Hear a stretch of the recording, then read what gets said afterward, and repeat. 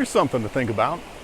Over 30 years, would you rather pay over $1.1 million in rent and own nothing, or spend a little more, build $1 million in equity, and eventually live mortgage-free?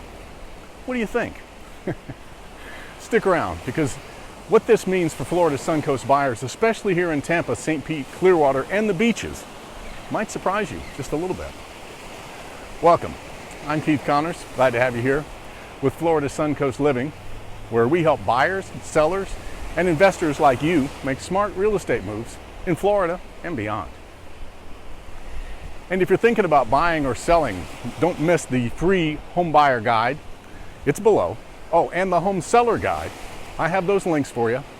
They're packed with local insights, with real-world tips that could save you a lot of time and a lot of stress, and a lot of money.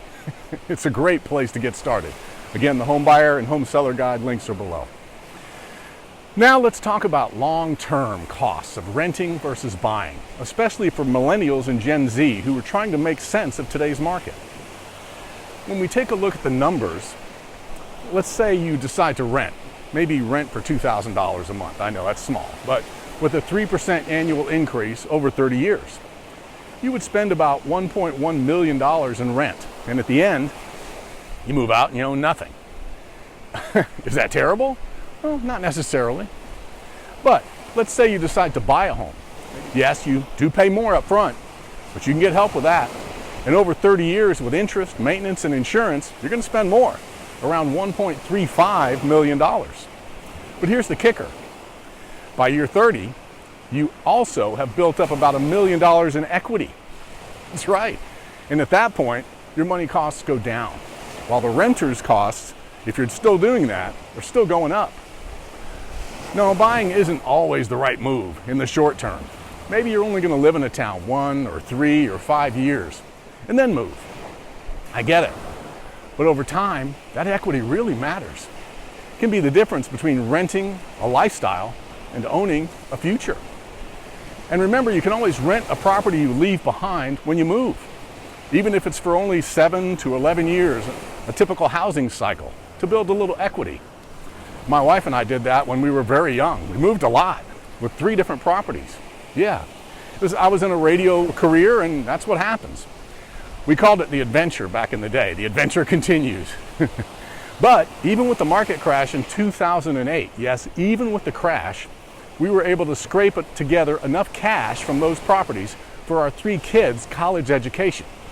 Yeah, cash. Now, is it the right time for you to buy or rent? Well, let's take a look. In Tampa, St. Pete, and Clearwater, we're seeing a mix. Yes, some price reductions, higher inventory than last year, but still strong demand in key neighborhoods. And homes, are they priced right? Well, they're still selling. Some price reductions, but they're still selling. For renters considering the leap to ownership, this could be the window you're waiting for. Rates are still high, but they're coming down. Timing the market is almost impossible. But time in the market is what builds wealth.